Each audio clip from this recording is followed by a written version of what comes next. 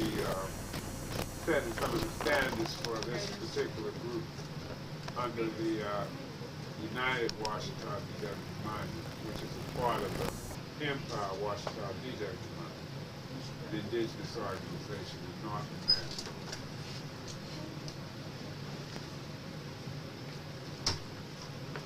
I'm going to do a historical synopsis on Washitaw Nation of Moors.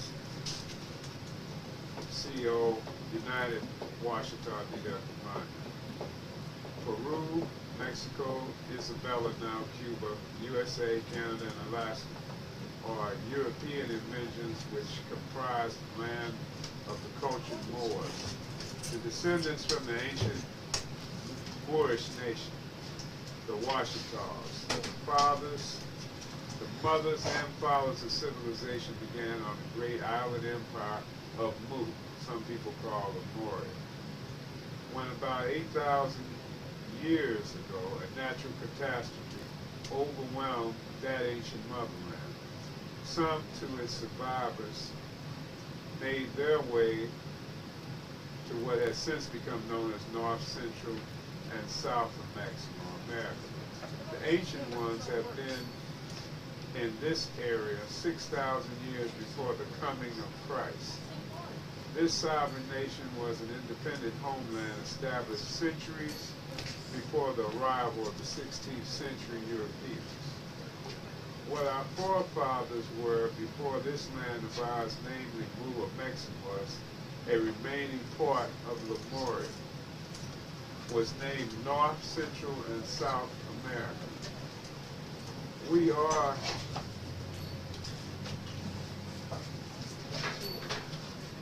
that today without a doubt our contribution, namely Washitaw.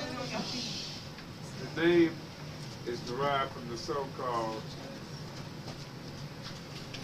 Arabian desert, which was once named Caliber, 20th, 14th century BCE.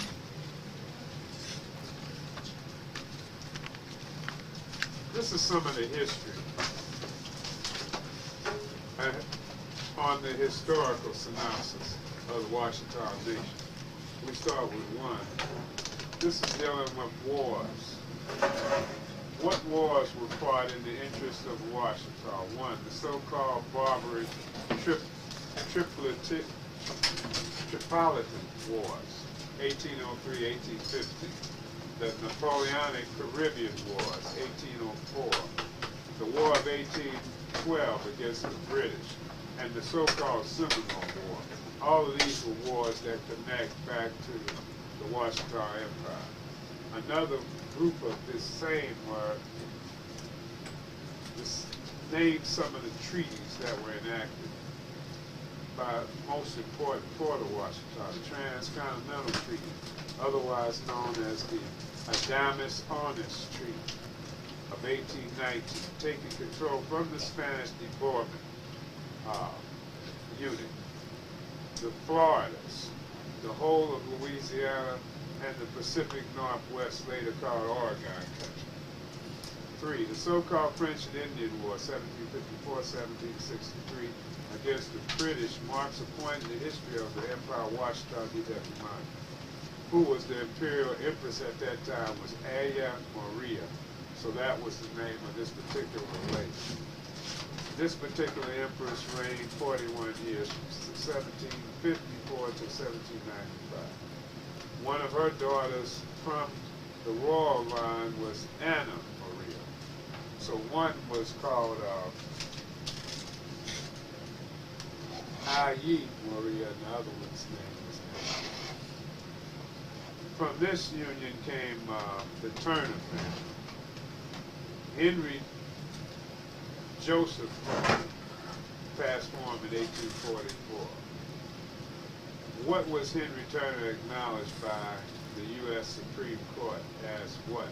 Heir to the de Bourbon estate on June 19, 1848. What is the Bourbon estate? The Imperial International Estate of the Bourbon Habsburg Empire, which includes Western Europe, the Netherlands, Belgium, Luxembourg, Switzerland, Germany, Italy, Sicily, Naples, Sardinia, Spain, and Portugal, as well as most of North America and the Caribbean, in addition to Central and South America, and through his Washitaw wife, Anna Marie, all of the North America west of the Imperial Demarcation Line, 1713, or British Royal Proclamation Line, 1763.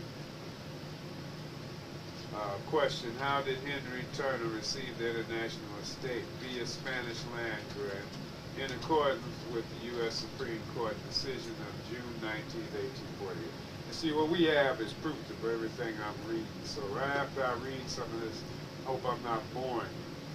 I'm going to go over some other documents, and then I'll pass around some material so that you know just what you're getting yourself into and the different connections that we have, because we have international connections with people from all of these different countries. We had a man that was assassinated down the street while I was up in Atlanta back in, I guess, the 90s, from Switzerland. That was a part of the Washitaw Empire. Is that why he got assassinated? Yeah, he was one of our financiers. He was assassinated to keep that money from. Because he was helping with different projects with the Empress. How did Henry Turner receive international estate via Spanish land grant in accordance with the U.S. Supreme Court decision of June 19, 1848? What does via mean? By way of or pass through, so that you understand what via means. Because I have an ID card. Well, we'll pass this stuff around too, so that you can see how we did this then. Where now some of this we will do a lot differently. But most of these words and different things, instructions, will be passed around so that you'll know what you're dealing with. We only have a couple visitors in here, so the visitors just get a chance to view this meeting. Who did Henry Turner Sr. marry? Sarah, and out of the union cared who? Henry Turner Jr. and George W. Eliza. What relation is Eliza to Prophet Noble Drew Ali? Okay, now this is going into something I don't deal with too much, but I'll go over it. Who is Lulia to the Imperial Empress, Aya Maria, her second daughter? Who is Lulia's daughter, Mahilia? So all of this is dealing with some people who are connected to the Empress through her family. Her family goes on and on and on and on and on and on and on. But I'll go over it. I'm going to start with Mahilia. Received the Imperial Washitaw Crown throne during the same time Henry Jr. assumes the Bourbon Habsburg Imperial Crown. Now, in the essence of this, they didn't receive necessarily crowns, but they were given titles through their connections to these groups. Not necessarily recognized at that time by those families, but recognized in the court system, which will show. Because to say it like they were recognized is not true. They were recognized amongst themselves and in the court system. Who is Empress Veriasi Tierra Washitaw Tunica Golston El Bay? She is Empress President of the Empire Washitaw D.W. See, the people that put this together put president. We don't have a president, so they're, putting in things that don't really have any bearing. Where was she born in 1927? Who crowned Empress Veriasi Tierra? Her name was Delphia Kim Back. Who is His Excellency? None of this applies to nothing, so because it doesn't matter. So I'm skipping all this down to what is Ben York to Anna Marie, half brother. And then I'm going beyond this because half of that doesn't make any difference, you know. Because all of these different ambassadors, that's not important. You can read it if you want to. Pass through. You got the point on most of this? Because I just passed this around. Some of this will be used, a lot of this will not, because most of this is something that one of the members of the Washitaw Nation wanted to push. And a lot of it can be used as good, a lot of it I don't agree. Now what about the points in which it refers to memorial move? Okay, those different points are things that can be used. Things that can't be used is not necessary who is the ambassador, because that's a job, a position that's changing. Only seats that aren't changeable are permanent seats, like the royal seats, whoever these chiefs are, that's permanent. So in the permanence, understand that what we put together be listed just like this is listed from the way we put it out. It's already out there on many levels, which you'll find out today. On March 20th in the year 2003, this treaty of peace and friendship between Mount Arafat Embassy, the Yamasee Native Americans, original Cherokee, the Seminole, Creek, Shoshone, Washitaw Mound Builders connected to Ben Yark's group that we just read about, the Egyptian Church of Karas, which is pronounced Christ, and the United Washitaw D.W. entered into a unanimous treaty to assist each other and to establish unity in matters of commerce and state. The Yamasee Native Americans, original Cherokee, Seminole, Creek, Shoshone, and so on, remain sovereign entities in their own right. The United Washitaw D.W. shall remain sovereign entities in their own right. Chiefs and dignitaries present at time of oral declaration between the above parties are from Mount Arafat Embassy, Renee B. Sanders Ill, Grand Matron. Dr. Derek H. Sanders Ill, Counselor Grand Master Nanya Hadkeep Ill, and Imud Ill.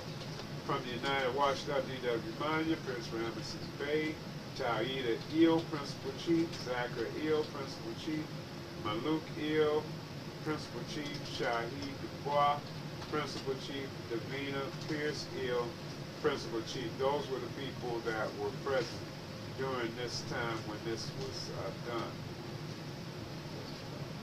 1, 2, 6. Louise, which is the youngest Principal Chief, was not present, but she was there.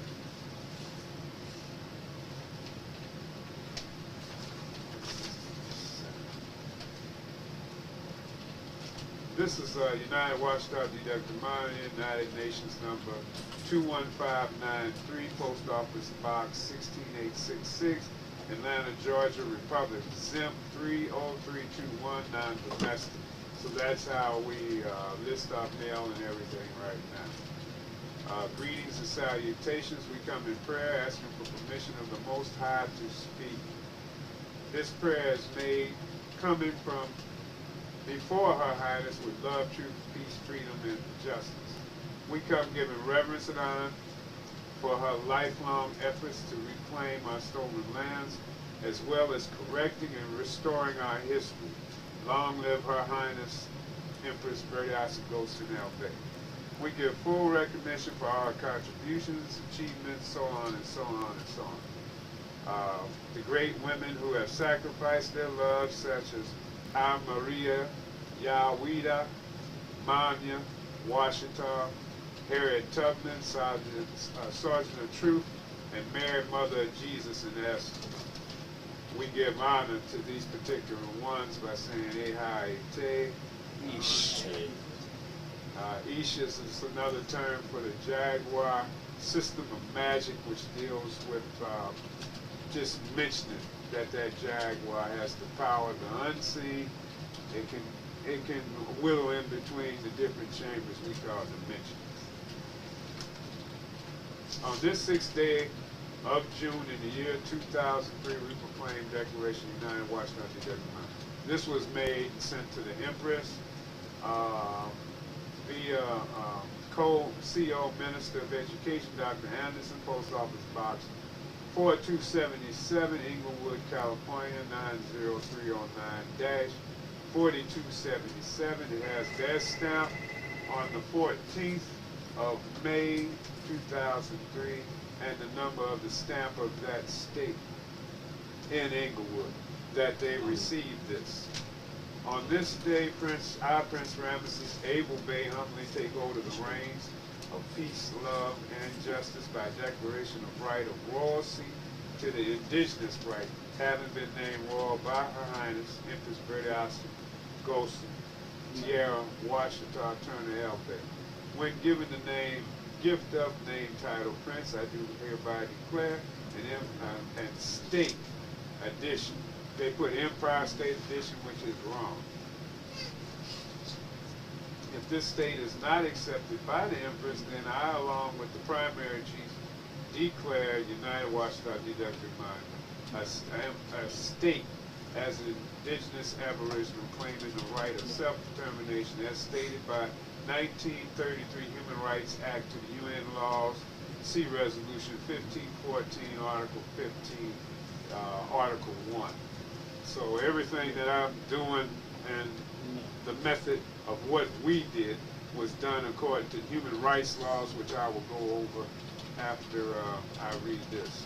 Our purpose is to reestablish our indigenous rights by observing and proclaiming our human rights as part of the Human Rights Act law, as observed by the United Nations towards Aboriginal people.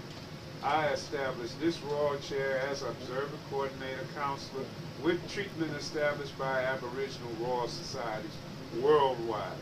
My intention is to declare the installation of a governing body of 12 primary chiefs, Prince Ramesses Bey, Nina Tawida Il, Nanya Zakura Il, Louise Dubois, Shahid Dubois, Nin Davina Il, Nanya Maluk Il, Nanya Ishmael Il, and White Bay, etc., to be announced,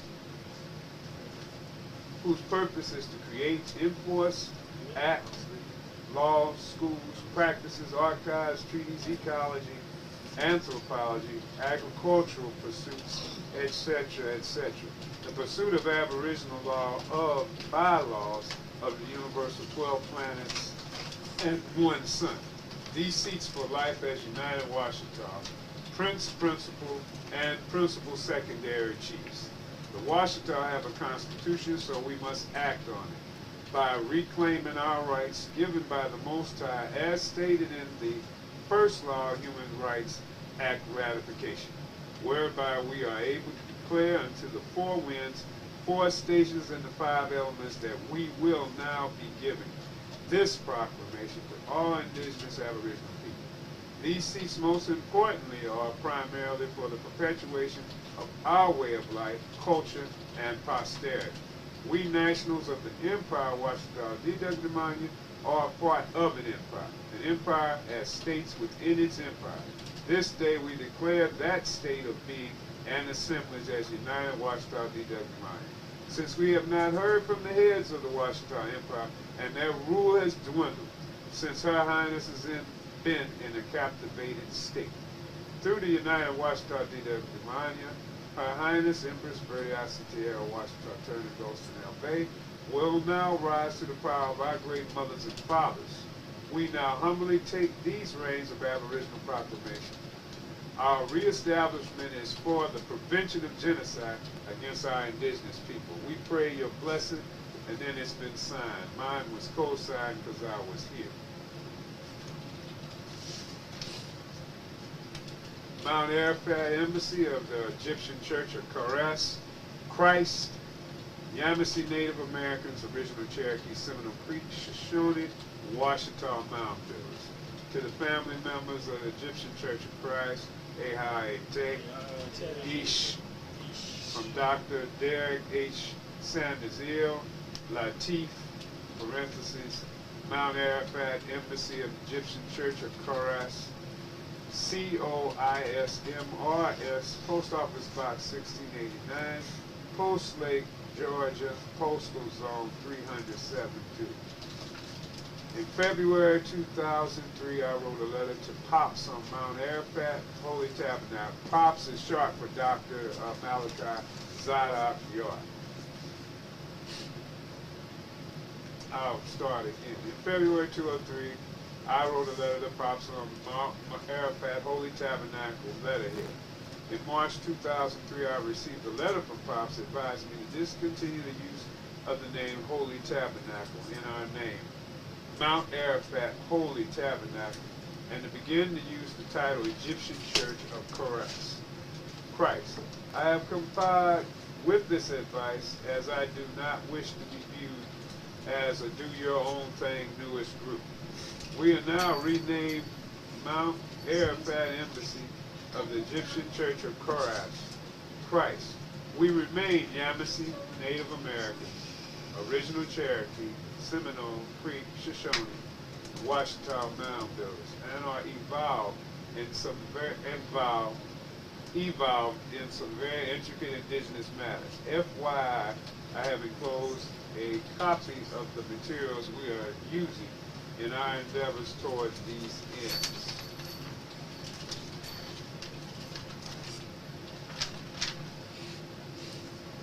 I remain ever loyal to Dr. York and his most honorable contacts from our most holy land of Tamaray, AITH. Mount Arafat is one with the family. I am sure that our efforts will be beneficial to the entire family. We are Yamasee, and Yamasee are Washitaw Mountains. We are internationally recognized by UN ID number 215-1993. Until our national petition as Yamasee Native American Boys is complete, from Mount Arafat Embassy, we will use the imperial number of the Washitaw Mountains, as we are Washitaw Mountains. This is in compliance with the Constitution of the Yamasee Native Americans, the Declaration of Independence of the Yamasee Native Americans, and the Declaration of the Washitaw D.W. Monument. The Washitaw Empire, Pops has advised me to, and to remind all others, to relocate to Macon. Mount Arafat is hard on the job. We are moving to Macon very soon. I will keep you informed of our movements and progress. I remain your brother in mission, AIT. Dr. Derek H. Sanders Hill, in the language of the Wabic, Dr. Malachi Zadok York Hill, 33 degrees west, WM. So, worshipful master.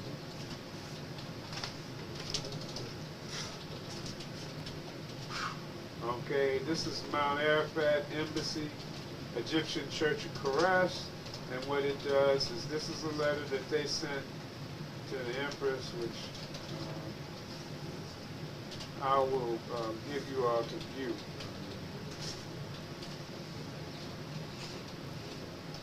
Washitaw Nation of Moors, a historical synopsis, table, contents, and introduction. Imperial Empire, Washington, Mania, diversity of citizenship, jurisdiction, federal preemption doctrine, executive and congressional plenary powers, political question, and so on and so on. What I'm going to do is go to the federal preemption doctrine and then pass it. Back to the plan.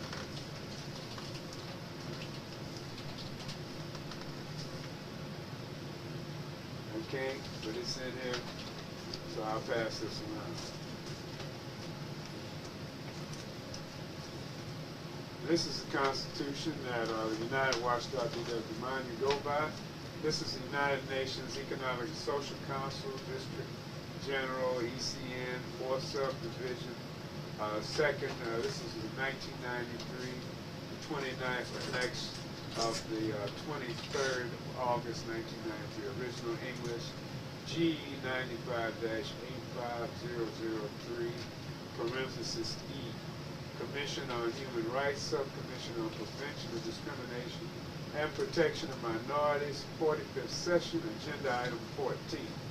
discrimination against indigenous peoples. Report of Working Group on Indigenous Populations on its 11th session. Chairperson, Rapporteur, Miss Erica Irene A. Diaz. She's from Cuba. And this has the draft declarations and the laws. I'm going to read one of them. Article 5. Every indigenous individual has a right to a nationality. That's it. I'm past it.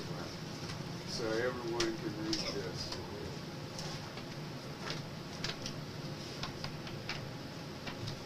United Nations Economic Social Council, District General, ECN 4 Subdivision 2 AC Point 4, 1999, Info 230, July 1999, English, French, Spanish only, Commission on Human Rights Subcommission on Prevention of Discrimination, final list of attendance, G99-142227.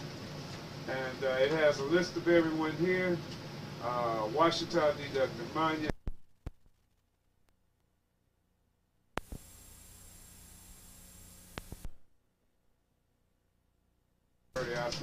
Washitaw, Pentecostal Bay. They put Mr. down here, they got it messed it up.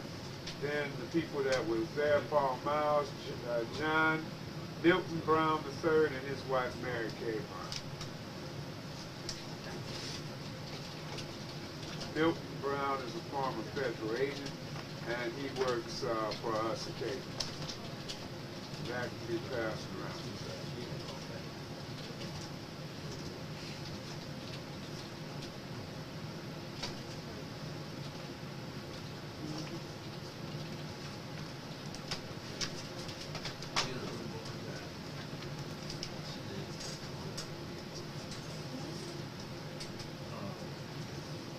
Okay, if you have any questions any of this is a good time for those questions. I'll pass also around some documentation on myself. Definitely want this back quickly. With the things given by the Empress. And we move right on into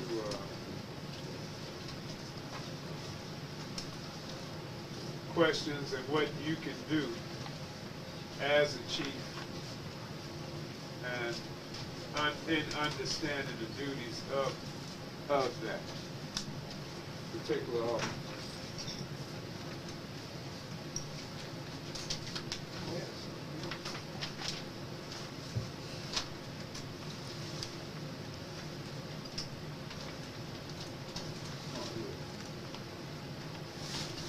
Pull all this out. This is the United Washitaw Deducted Manya's seal, which is Quasiquoro, the phoenix coming out of, getting tired, fire. So I can declare the word.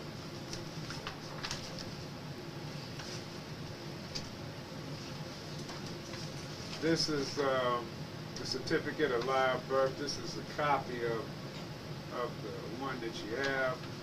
My old ID badge when I worked security. This is the front part of it. And 2 stubs, claim stubs from when I was traveling. At one point we were asked to turn in all of our identification, and this was used to serve them with notice. You could say that they didn't have the power to do such because none of them had been in office long enough. And this was the proof of it because I was one of the few Washitaw, along with the Empress and those that actually lived that life and carried that identification as our way of life, and even in our travel. So we're been on federal lists as non-compromised aliens and as indigenous. And I was listed then as a security person and stuff like that.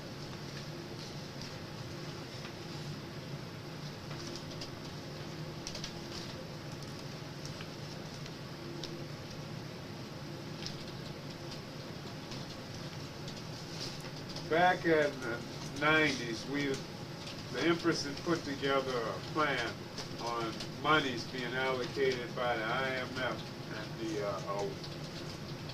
the World Bank and the International Monetary Fund. And so we qualify for such.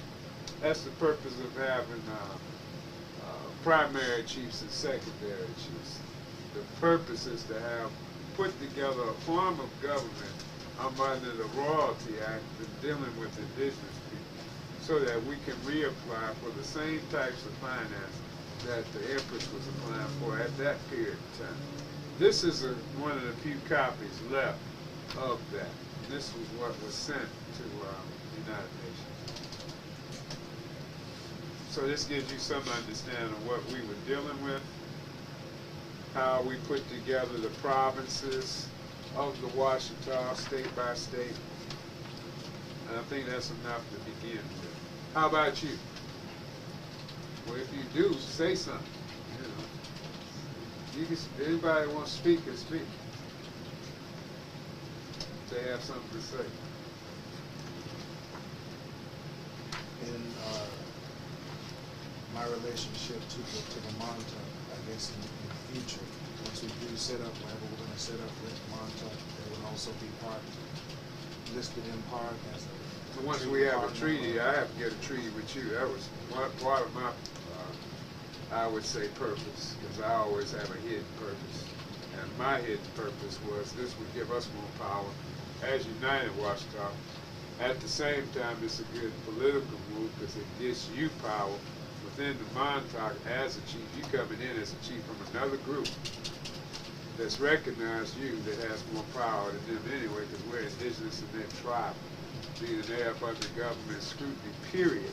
And we're up under government scrutiny from, they have to assist us according to the bylaws that you're reading, dealing with the UN. If they don't, and then they did attack us or something like that again, we can hold that against them in the World Court, which is who we address it to. And they'll get in trouble with the IMF, which they all put money into those kitties so that they can have methods of attempting to control the public. That's the purpose of that.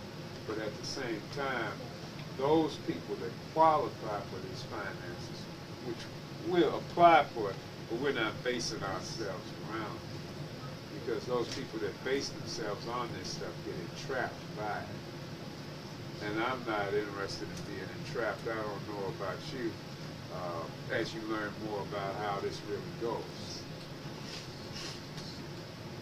Because by becoming a chief, you'll have voting power. And the voting power that you get is 1 vote per chief. I have an override vote on that right now because of the power of the principal seat. And dealing with the other 12, which I have 12 now, primary chiefs with that seat. And I was hoping to put a queen in there, which would give me 3 more votes override, because the queen has 3 votes over the prince, according to the way this is established. Because each house would establish their particular group or nation under the laws and bylaws that they see fit. So when you say you want to put a queen in there, I said at some point, it's not a plaything, so I can't put anything. right? You mean, what you mean queen? You mean like, Actual queen. you mean a queen that's already a queen in Wichita? No, she becomes that. I mean, Oh, like your whoever queen. I put in there, I put me. Yeah. So then you do know you need to talk to us about that. Yeah. Because you would want the queen that you, in other words, when you say queen, you mean a queen is representative of what you represent and can represent us. Oh, without doubt. Cool. Yeah. Okay. Yeah. But at the same time, in that, your personal affairs are your own as long as they don't affect the rest of it. Right. So it's not like we control your life You know, you can't go out if you're a chief sitting up there with a big old pipe of reefer and some cocaine in it, you know. Not in the public. You know, not period. Not with no cocaine in it. Unless you're at a ritual or something. And we don't use cocaine like that in rituals. Now, we have shamans that, I know the different uses myself, and there's shamans that'll show you what some of our societies use. I choose not to use none of it anymore, but that's a personal thing. And in our societies, they do smoke hemp, and they use it in teas.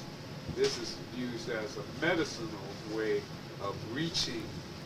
They use that, peyote, as a medicinal way of reaching the inner spirit. They smoke it for that reason because the Empress had made marijuana was our chief plant for a long time. You know, that's why they were looking at us kind of funny. You know, but in here, our primary focus will be on the development. And if you don't agree, you can, you know, change some of this. Those people that were brought into that level of understanding that they're chiefs. Because this meeting will map out what they're chiefs of and what their duties will be. This thing, you know. Okay, well, all right. You said you're chief, you're a queen. You get more. She just gets. Maybe I didn't hear that. She gets an override vote. Over you. Over me, meaning I get 2 votes, meaning I vote 1, 2. You vote 1. She would get 1, 2, 3. So, you know, it have to be a sensible person. I'm not going to get nobody that's going to just so go is that totally. saying that your queen could veto, like say for instance, we vote on something? Yeah. And your queen could I veto? can do that, but that gives me real amount of power as far as 5 votes. So that means if I have 12 secondary chiefs, and out of those 12, 6 of them decide to go on another level, and we decide we want to do something else, then we can override them just with my vote and hers and just 1 or 2 other chiefs. You see what I'm saying? Yeah. So that's the way the power is distributed. You know, distributed. Yeah. So it's about power. The things that are going to be coming up will be dealing with a lot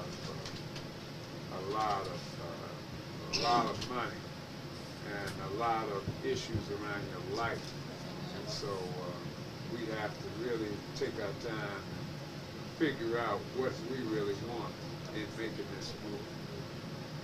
First thing you have to do is ask yourself, are you really want to get into something like this? Because this takes up a lot of time. It's a lot of research that's been done, but what has to happen now is this stuff has to be sought through and find out what we can use. Because some of this stuff I passed you, I definitely ain't using. Some of it we definitely can.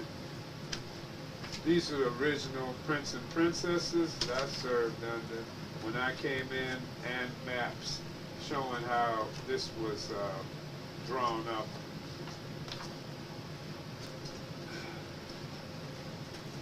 So in other words, we've lived like this for periods of time. In going this particular route, you've been invited into something like a corporation at the top of it. So what you have to do is decide whether you're ready to take that type of responsibility on yourself. And understand that's a responsibility. And anything that's offered to you as permanence should catch your goat. Because anything that's permanent means they expect you to act like it's permanent. You know? In other words, don't take your life for granted. Once you give your yay or nay on it, it's taken literally as that. You know? Because when I did this, my life was put on the line. And I've had people try to hurt me since this has happened.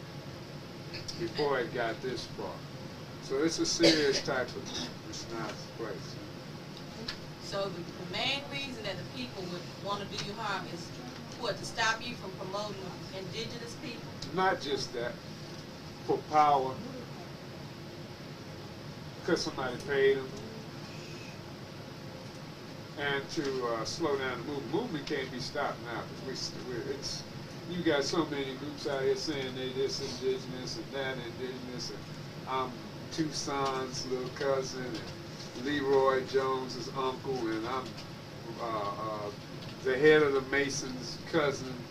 I was there with Tommy Brown, you know, whatever you could think of, somebody's out there doing it. But what we have is, we have cornered an original market. It's like you reached the head of the dial, and now you've reached the people that can control the dial. Well, you at that level, coming in. Now what you have to do is figure out, along with the rest of us, how to make this work, and at the same time don't get engulfed in it by the things that'll come up soon as the finances start coming. And the biggest thing that I've seen, because I've seen the money before, and I remember what happened last time, was the people that were in at the top get a little greedy, some of them, and then some of them will get caught up in who they are. You know, like an empress used to demand certain things, and when she spoke, she didn't want nothing. I didn't want to do it just like that, because I felt it would be too much stress on the people, but at the same time we have to remember who we are in these different seats and carry it accordingly. Otherwise we have no order, we just have some foolishness. And that's what was discussed with the primary chiefs, and that's what's being discussed with you now.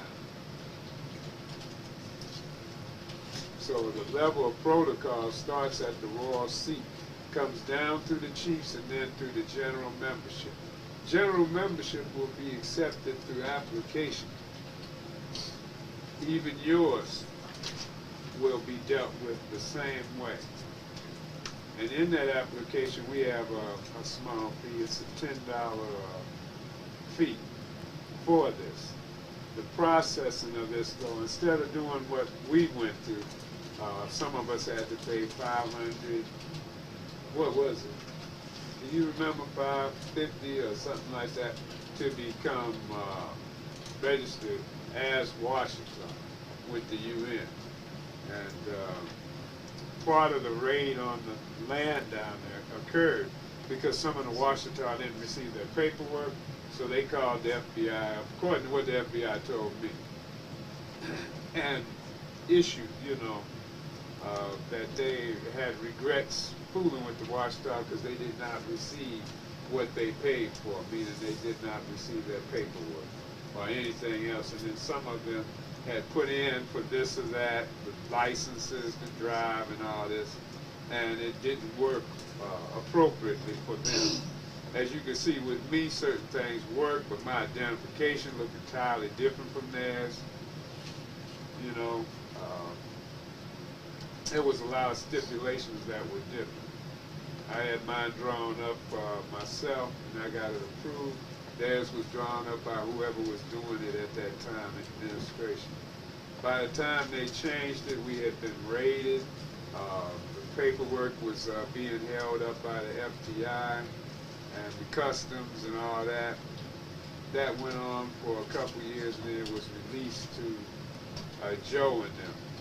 Our stuff, we were never really bothered because my end was security at that time. By me being security, I was doing to them what they were doing to us, investigating them. So what we did was we just flipped it back on them. And since they were found wanted, none of us ended up in jail. The Empress did get locked up because somebody had a joint in the car. Just happened to have a joint in the car. And then she ended up going to jail. She got out of jail. Something else happened, and then she ended up in the old folks' home, and somebody jumped on her because she said she was an empress. And if you heard about somebody telling you they was an empress or an empire and all that, you look at them like you cleaning their bedpan. You the empress, huh? So you know what happened there. And when people first hear about this stuff, they take this stuff like, this couldn't be real, but people that have been around and read a little this is a real thing. What you're coming into is definitely real. And where we go from now depends mainly on what we do as a group. I myself, if one group doesn't make it, I'm going to pull up another one. That's what I told the group up in Atlanta. You know, got some people that are politically inclined, in tune, have traveled internationally, have been over here. I've never been. I usually was keeping the house and the property because she trusted me at the time to do that job. I didn't go in her stuff or read her papers or none of that. I just did basically my job. So she would take the rest of them with her that had been there long enough. And one of them is the primary chief. In fact, two of them are primary chiefs. Louise is the youngest chief. She's 15 years old. She's been around the Empress, kind of came up like that. And she's been to the United Nations and dealing with the issues around human rights. So my idea was to bring in one child that could be totally groomed in this from that age. Because if you have children and they come up in this, then they come into the bloodlines that are being recreated right now, which is another part of my purpose. But that's my shadowy purpose, which wasn't written on. But it's being mentioned right now because that's a fact. And that's what you're offered. You get a chance to, as they say, live forever. Some people write history. Some people will read history. You'll be history. You know, some of us are in a couple books. I'm in a couple of them. One book they call me El Rukin, and in another book they call me a couple other things. You know, but those books are already out. Then they got stuff that they're writing about us right now, the stuff that happened down there, and the stuff that we put out. Because I want to put out a couple things about what occurred down there that hasn't been in any book. So that's what I have to say on this. If you have any questions, bring them forward. But the main thing is that I want to know and get before you leave is what you can do as a chief in the Washitaw, except for the people that already know who they are in this, and you know, put that with your application so that we can go over it and make this thing work a little sweeter. Because the main thing we need is administrative staff that has enough training and enough room to go before heads of state, city, and so on, with whatever premise we're coming out with. Be it a school for children, or my main primary projects, which are dealing with agriculture and keeping our ways. The best way to keep our ways is to have our own museums. And the only way to keep a museum going is to have our own archaeological digs. So we have to have people that are versed in anthropology ourselves. By us being indigenous, we would be the best anthropologists because we are those people from yesterday. Now, as soon as you sign that, as soon as you say you are that. So it's your responsibility to know who you are and to have understandings of history that go beyond stuff like the Celestine prophecy and stuff like that. You want to get deeper in it. You want to have understandings that would take you into like the international decade in detail. These are the maps. Did I pass these around before? Okay, well this is the international decade. This is from 1995 to 2004. This is dealing with the permanent committee that's working on this. I want to get somebody in this permanent committee. So we're working on that. We're also working on our own identification number separate from the Empress's number. And Dr. York's people are doing the same, and several other groups that I'm dealing with. We have another treaty with Muslim Mosque Incorporated, which is up under the auspices of Imam Jamil in Atlanta. We have another treaty with Rainbow Shamans Incorporated, Iroquois,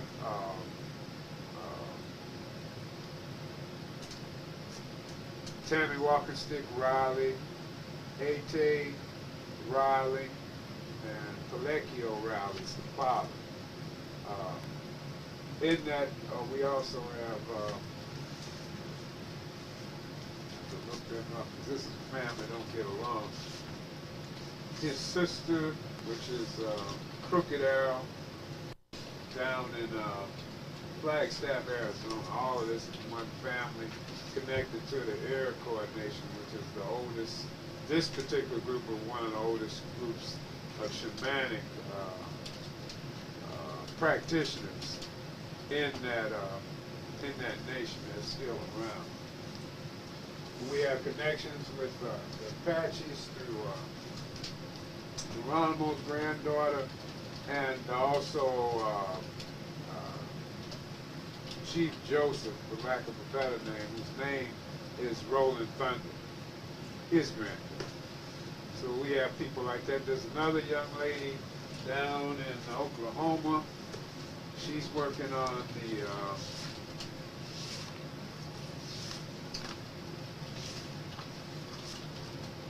they're part of the Iroquois consider themselves Washitaw, and so they accepted us.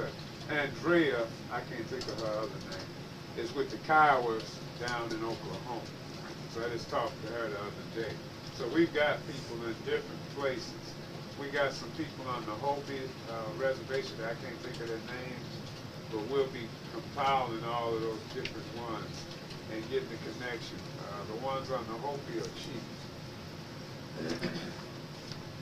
One thing I want to do here is continue to unify these different indigenous groups through their leadership so that we'll be able to have a greater voice in the United Nations, so that when we do go, because we have people here that might want to go there, so we have to come up with methods to raise money to send our people, because they're not going to give it to us right off.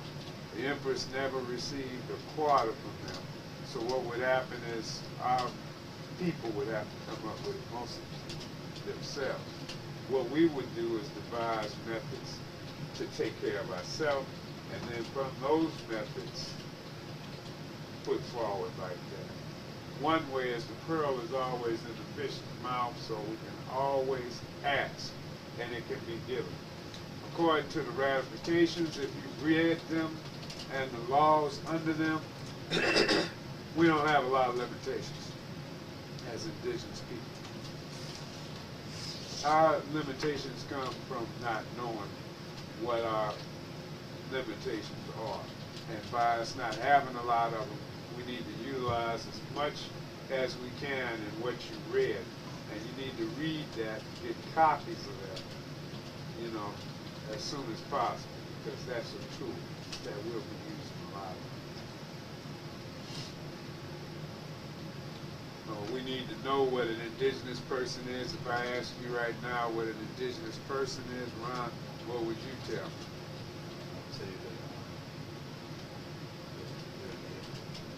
Okay, that's a What? good answer. Or what? native culturalism. Of this land? That's good. Well, see, I'm glad you said that, because I'm not sure I would have known the proper answer. I would have said somebody that was born here, you know. That's a good answer. It's a good answer, because it doesn't have to be Aboriginal. As long as the person understands that this person originated in North or South America, because that's what it's about. We have people that's Washitaw that I know are from Peru, because I used to sit down with them every day, and they were, just kicking the breeze with us, all them speak English. We have people in Mexico that are Washitaw. So once we really start moving, we have Hawaiians that we have treaties with that my plan would be to intermarry with some of those families, even with the Zapatas down there, because they got a lot of political power. That would be a good move. Therefore, that push you in with some people that could afford to help you with things like, let's say we want to get into oranges, we want to get into grapes, we want to learn these different things and deal with it. That's if we want to do that. That's one level, because these people are already doing it. So those are different aspects. But these people are fighting wars too as well. You know, those particular ones fought their way into Fox's government, and Fox brought them in, like I think the year before last. I guess the U.S. is approving, but now the U.S. and all them are kissing and hugging. You know, that's the way it goes too. They look like they fight. You know what you're doing. You last. You don't take their money. You last. If you don't get up there and start selling their drugs, you last. If you don't get caught up in half of the games they play, selling passports, paper, bonds, you last. Because as we go on, we'll get what's considered diplomatic immunity. I used to have something close to that when I was doing security, but it didn't bother me much. And when we were traveling before they changed these laws, they weren't bothering us. But then after they changed the laws, before they changed the laws, Joe took away the privileges of one of the security people. See, when he tried to do it with me, I refused him and sent them a copy of my IDs. But with this guy, the FBI stopped his passport because they said to stop it. With the move that I made, they can't do it, nothing. And once they received the notice, did you see that? The papers where we sent them notice.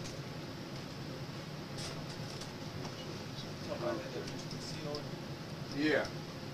Okay, you saw that. Well, that gives proof that they were served a notice concerning the United Washitaw and know what we're doing. So the FBI got that when they got it. So basically, they have an office set up in this guy's house that's over the Washitaw Empire. And indirectly, the Empress is, you know, under their scrutiny because she's in an old folks' home property they picked. And so we're working on getting her out of there. Hopefully they pull off something soon. If they don't, then we will. The avenues I'm looking at are fundraisers through bands, because I got with something after midnight. Used to play with Gil Scott Heron. We got them. So that's my godfather's people out. Then I'm hoping we can get Aaron Neville's, because all of them are Washington. So all we have to do is just kind of press them a little bit, and I'm sure they'll help us out. We just have to reach them, you know. So that's one level and one way. Another way is through, we put together some kind of little can and put it out. Then we do the thing around the mounds, but strictly dealing with this. The other stuff dealing with the cosmic ray order is simply dealing with that, has nothing to do with this. So if you want to ever include that, you can. Okay, go ahead. All right. What's the duties of the primary chiefs and positions in which that the primary chiefs hold as far as like chief of what? Transportation, chief of finance, chief, what? Okay, right now what we have going up there is we have the human resources, the things affecting government are being dealt with by Chief Zakur and Chief Shahid Dubois and Chief White Bay. But right now they've been missing each other. This deals with everything from welfare, meaning burying, people who can't bury themselves, to the centralized form of government, the things going over here and pursuing the number, they are dealing with that. The establishment of banking system, they're dealing with that. Chief Tahita is dealing with that through Shaheed, because Shaheed put together a $2 million contract for 7-9. And that's when they locked him up on RICO charges. And we beat that. So they're dealing with that part of it. Upholding the laws, which the laws are all the laws that you read under the Human Rights Act. Learning and rediscovering the rituals. That's basically what's going on with them right now. And that's what their seats are doing. And what our purpose or job would be as far as when the chiefs here? Okay, the secondary chiefs will have a similar job to the primary, except they will make sure that the primary are doing their job. So if they're not doing their job, this is like the backup that comes in and does what didn't get done. Like, we want the secondary chiefs to do, this is what I like to see the secondary chiefs do, make sure that they have done their part on the human resource level, meaning they've set up a method that's going to make money and that it's clear. They've set up and have a good, clear understanding of how the banking should go. They have their understanding, gotten in touch with the State Department, which they have the numbers on that, and the Justice Department, which all of these people were supposed to get letters. I only got one so far, you saw it. Justice Department. The reestablishment through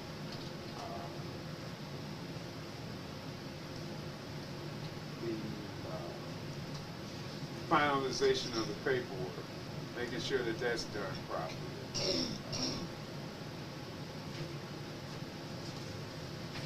You got an idea? That. And that should be listed in this paperwork concerning.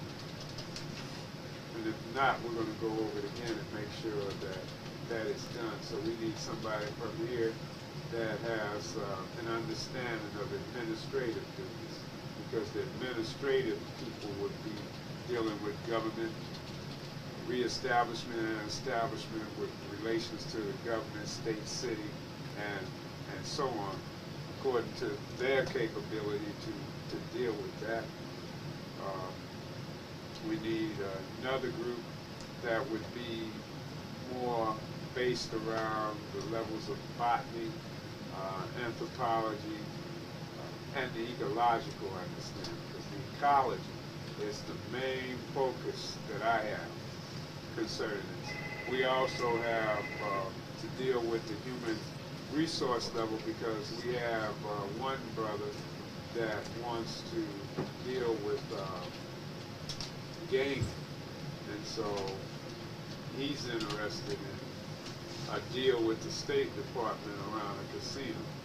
So we have to get ourselves established before, we could even endeavor into that. And that's the purpose of this one, to put those particular seats together.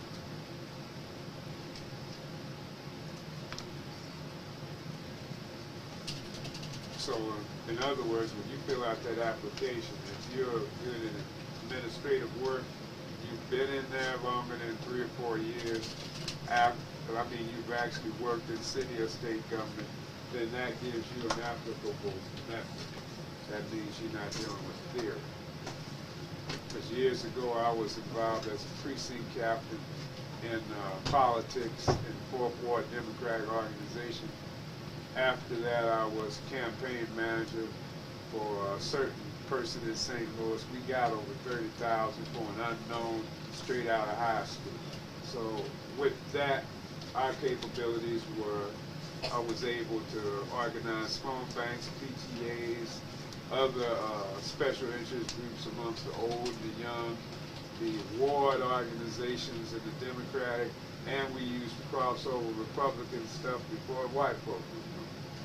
We used the bi-party systems when Jesse Jackson was running against Mondale. We played both sides against the middle in order to come out ahead in our organizations. So that's what I used to do in politics beforehand. We were tied to most of the religious groups as well as all the gangs in town and in the prison system. We were also tied to the different politicians that we were able to gain justification from. And we were running motel systems and stuff at that time.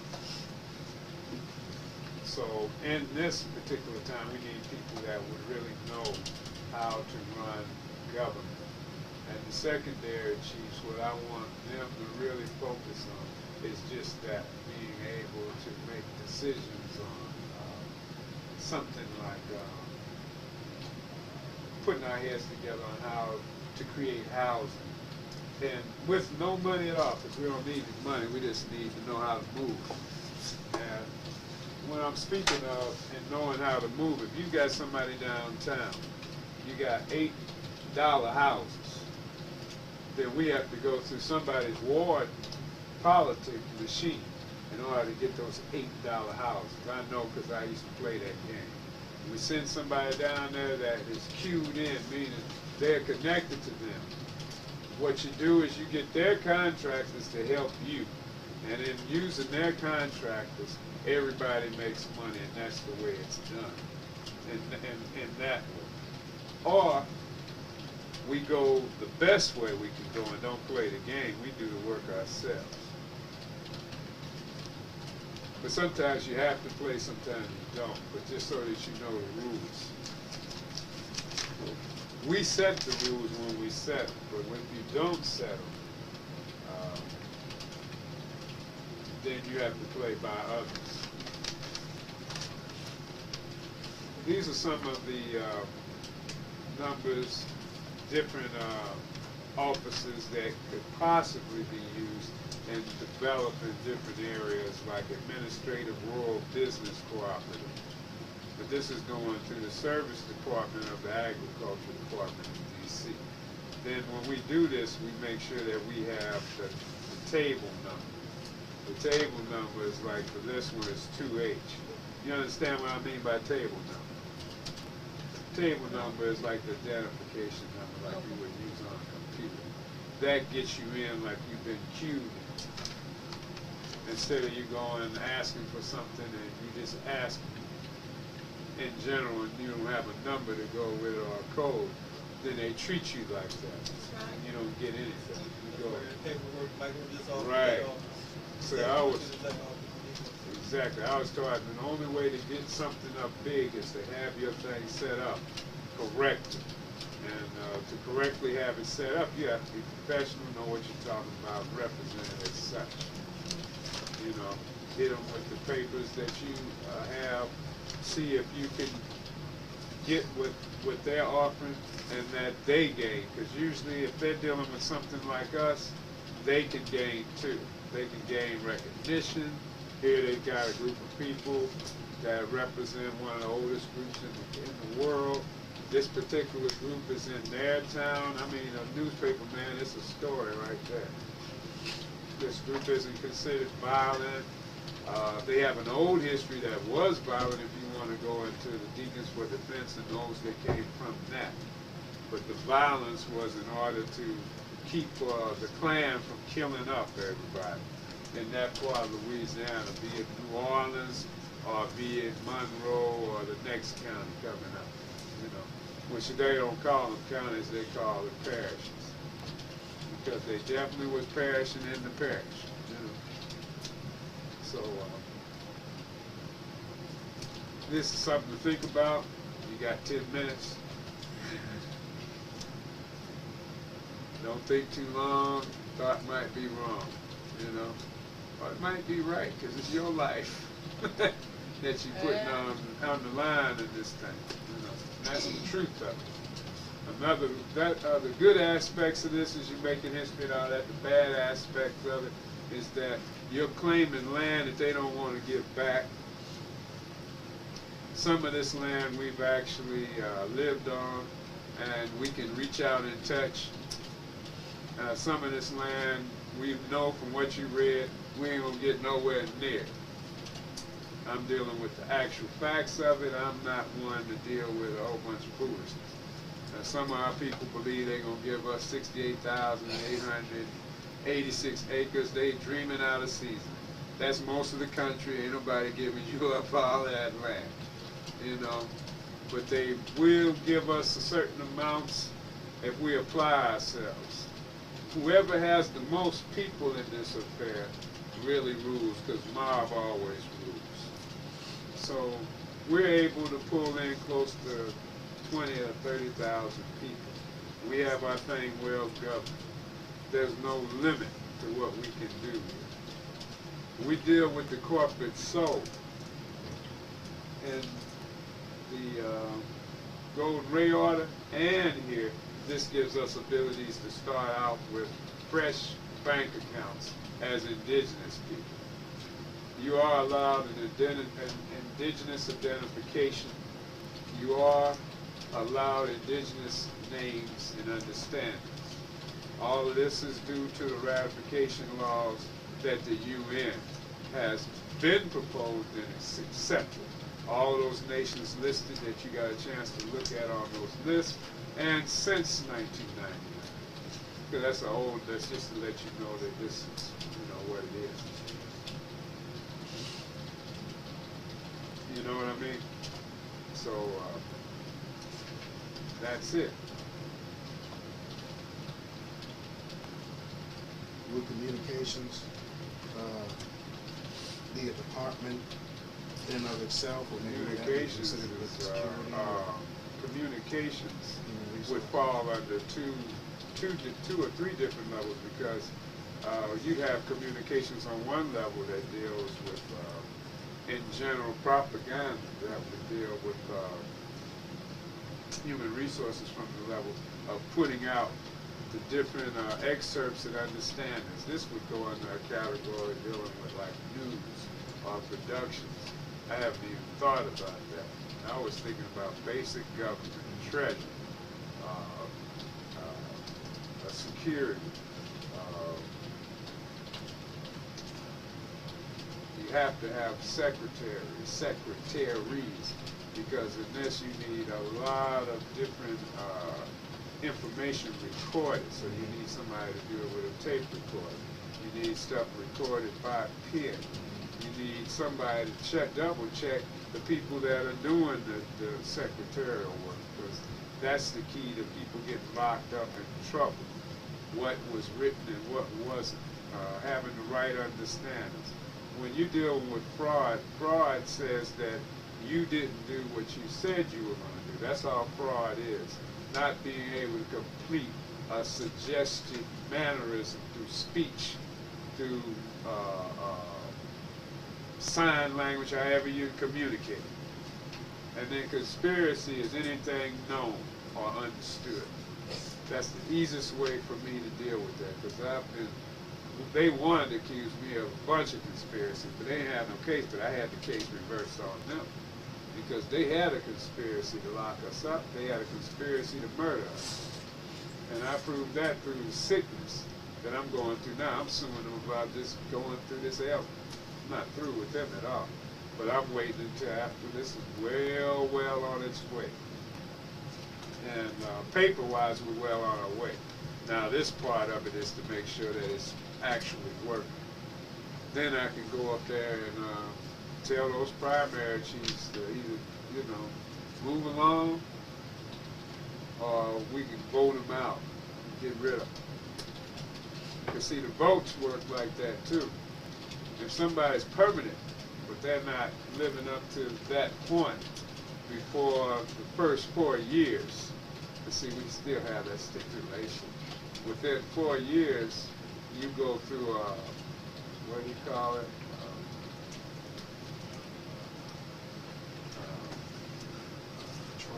a trial.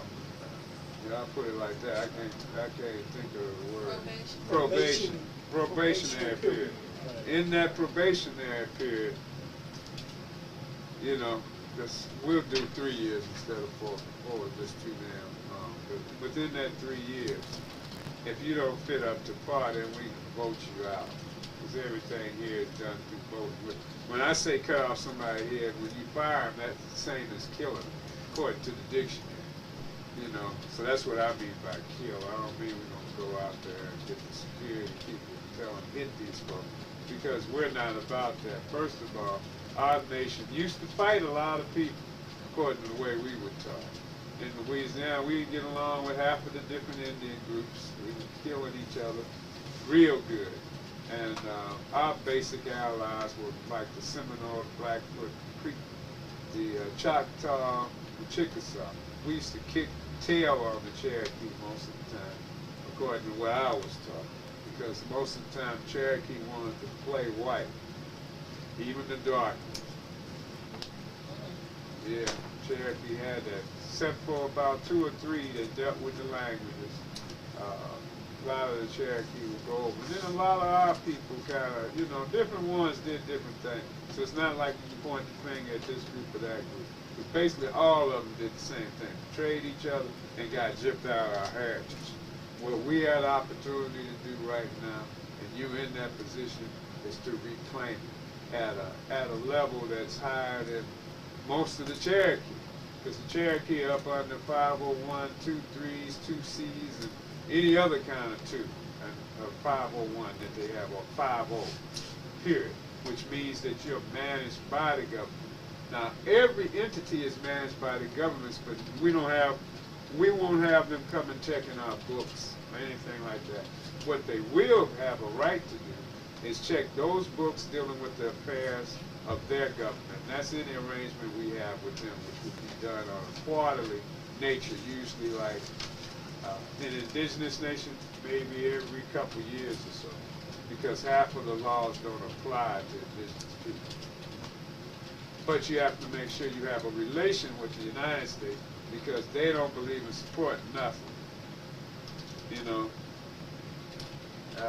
even if they signed the papers. Now, the Washitaw Nation was approved by George Bush, I almost say the first, because that's the way I feel about it. But old man Bush, we call him Papa Bush, and we've got some paperwork that every year when we usually go down there to Poverty Point and have our big convention before we broke apart each other, we would make sure we mention him, because thanks to him and his missing the Empress, just thinking she was some big-booted old woman bent over with some glass, 2, 3 pairs of glasses. They thought that that was the deal, and he slept on her, you know. He signed this, and he signed us right on into existence. So we thank Papa Bush for signing those papers for us. And he couldn't change it or nothing. And every time he thinks about us, I'm sure he says, that damn birdie eye shit, you know. But we didn't have a lot of problems with them, because a lot of them were trying to be the Washitaw, and probably were, because when the FBI raided us, he said, well, most of the people that raided the house were Washitaw. I said, sir, could you say it again so I can get that on tape? And he didn't repeat it, you know. But I didn't say that part. He knew I was taping. And I just ran out. Because dealing with the security part, I personally deal with them, and then they won't be dealing with nobody but myself and their self. And the chiefs, according to if they have any problems, then they go and deal with that. The security, what I want the security to be is real security. So I want to make sure that we apply the number, and then we make sure they get the real training. Training similar to what I got in security training beyond that, where when they go over to the UN, they're trained by the United Nations security people, who are usually from different nations, and they have programs that help you with your security people. Like you might have somebody that you have a lot of options. You're not in security. You don't have to worry about it no more because it's not your affair. But when we dealt with security, nobody dealt with us. Now, I didn't deal with anybody in that way. That they didn't discuss. I didn't discuss security business with just the heads. That's it. Now you are the head, so you have a right to ask questions about anything that you know, have a problem. And you have to see yourself as heads, and you have to see yourself as chiefs. And whenever you're dealing with anything with the United Washitaw, you're secondary chiefs, which is really just one step away from being primary. In other words, the secondary have most of the work. You know, the primary have the luxury right now of doing their job and not doing it. But the secondary, we're going to get it done. And then getting it done, you'll end up with probably the real power. The real power is always wielded by people that do the work.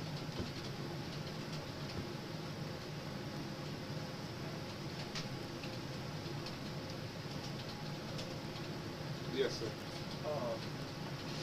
Since we started just getting started, a lot of times certain people need extra help.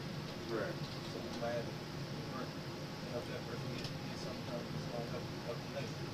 Well, those type of things, we have to establish ways to assist each other, which this is established already by the primary chiefs.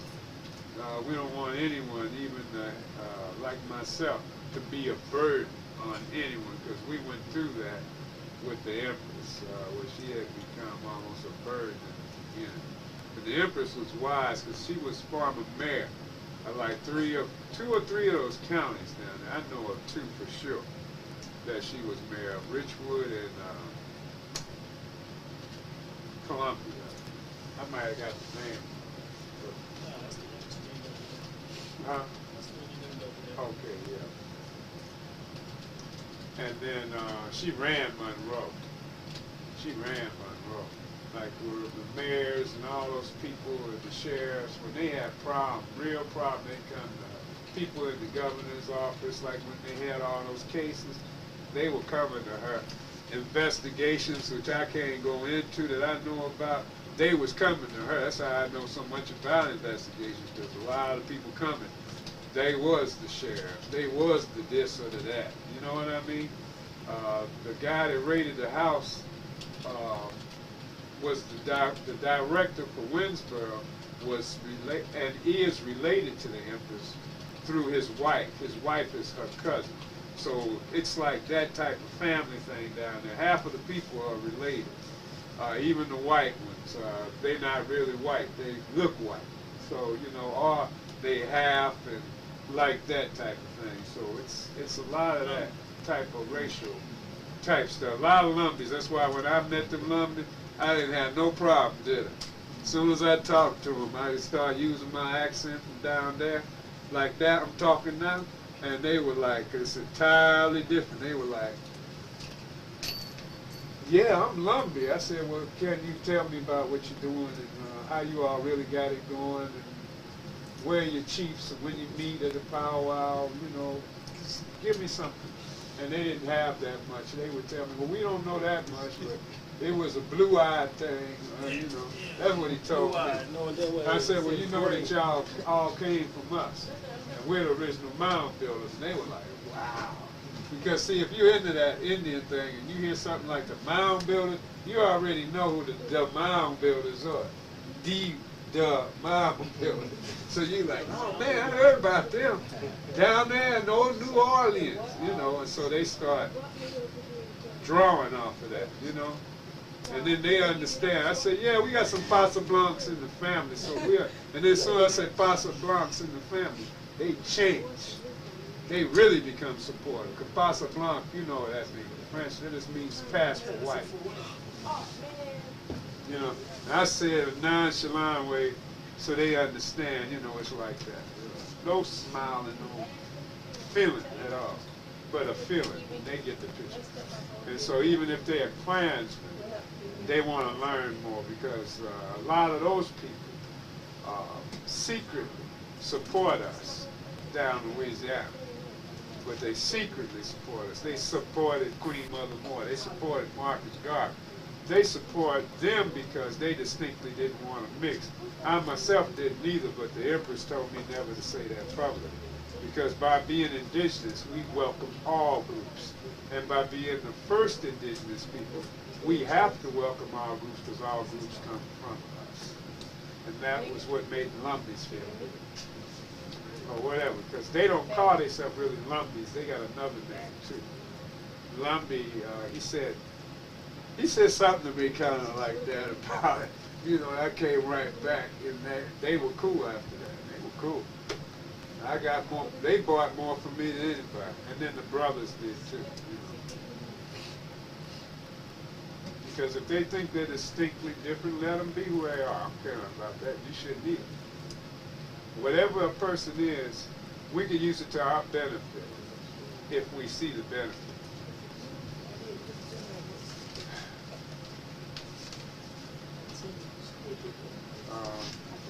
These applications will go out, and when you fill it out, if you fill it out, because you might have reservations.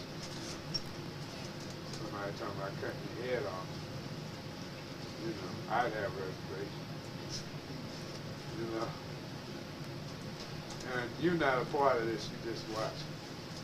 So, you know, if you know, you think that you have indigenous blood, because you're like, this is a whole different thing entirely from what we're talking about. Yeah, it is. But anyway,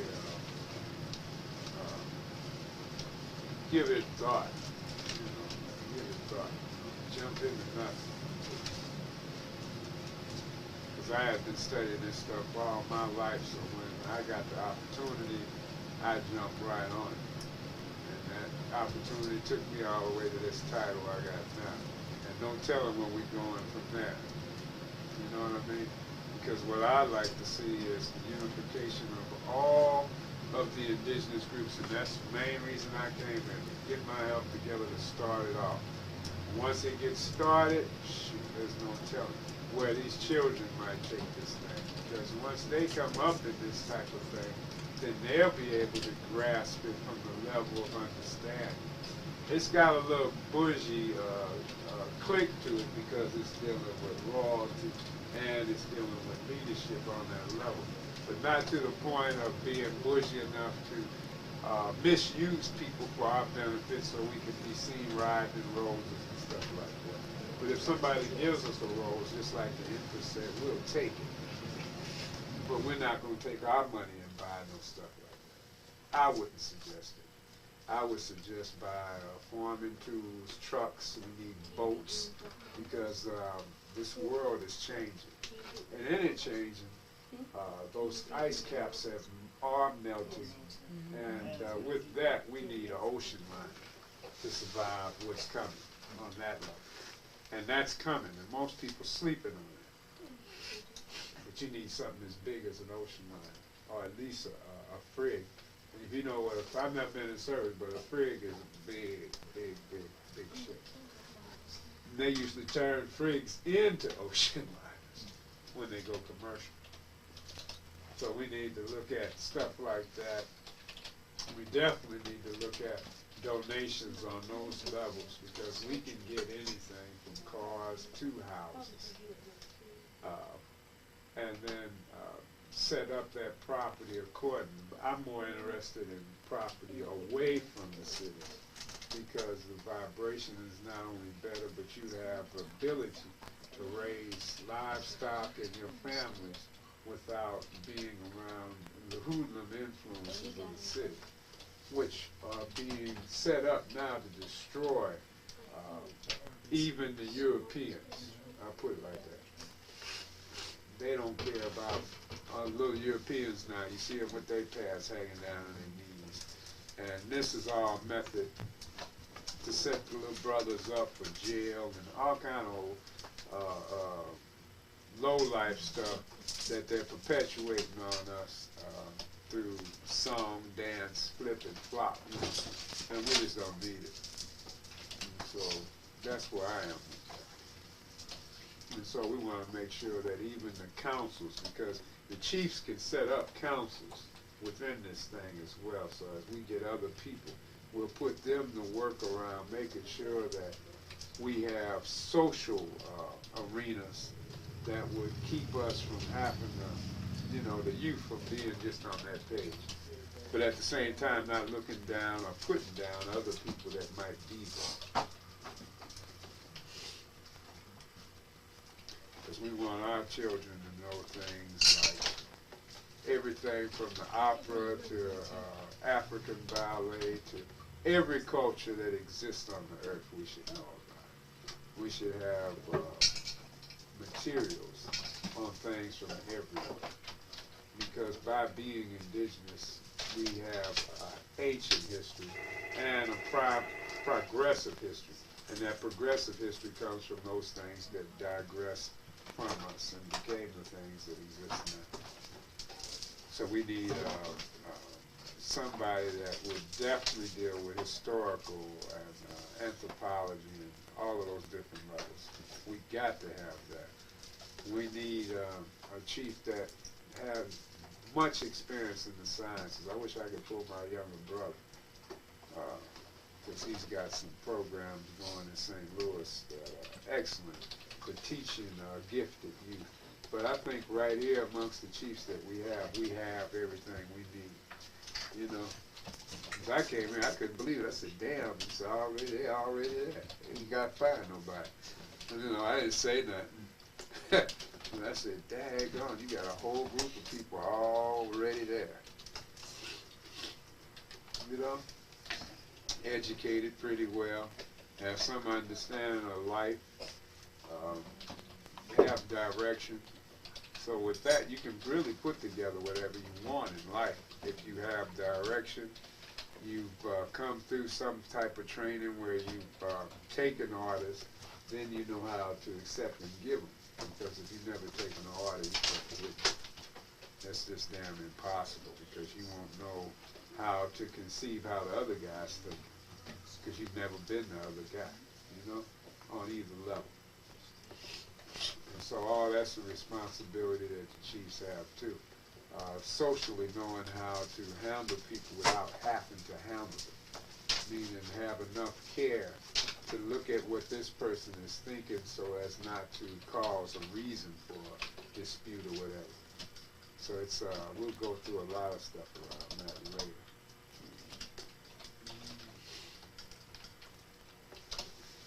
It should go well.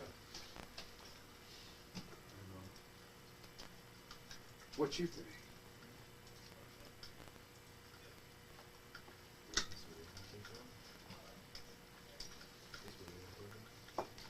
Yeah, that's what I think. Would you say, Ron? And other indigenous people, like the people that you know down in these other parts, we can meet with them and talk with them about basic stuff, like basic history. Some of this history I'm not going with for the United Washitaw, and the rest of the United Washitaw know this cross country, because a lot of it's too religious, and it's tied to too many religious people. We don't have to worry about the government, because the government knows about us. They really know about me, and so I wouldn't worry about them doing anything, as long as we don't go out and buy like a box of machine guns or 2-3 boxes of hand grenades and missile launchers. Then they would worry, because they know I would use it without a doubt. And using it against them would be like an ant running up against you or I any day of the week. I mean, that's just ridiculous. You know what I mean? That'd be like killing your daggone people. I used to tell some brothers that. I said, we have to be sensible enough, even if you run in a gang, to know where the line is drawn. Now, you just messed up. I remember them generals brought all them weapons up there in Chicago, was accused of it, because I heard about it on the news. And when they put it on the news, they had General so-and-so, you know, Jeff Fort's calling from prison. And they got all this on the news, and people don't even see this. And they're playing a game, you know, and the game is we have control of this one through this one that's doing this to this one, and they made the money off of it all the way around. They made the money off the phone call with Jeff. They made the money off of the intercessors, the people that interceded. They got paid to intercede, to get him, to call the general, to give himself up, so that the bondsman and, you know, the whole process could get to working, you know. The turnkey, the man that mopped the floor, the man that keeps the bacon, you know, everybody that's cooking. That's how it goes in this country. And if we know that, then we'll be wise enough to stay out of that, you know. Some of those people will come around and say, well, we'd like you to do this or that. We really practice, so if I ever really get into the practice and I come and say that you've been accused of such and such, like espionage, that means we just caught you. And just go willingly. You were just caught. So I know that they will do that occasionally, and we don't want that in the core groups at all. You know, we just don't want that. If they there, we got them there already.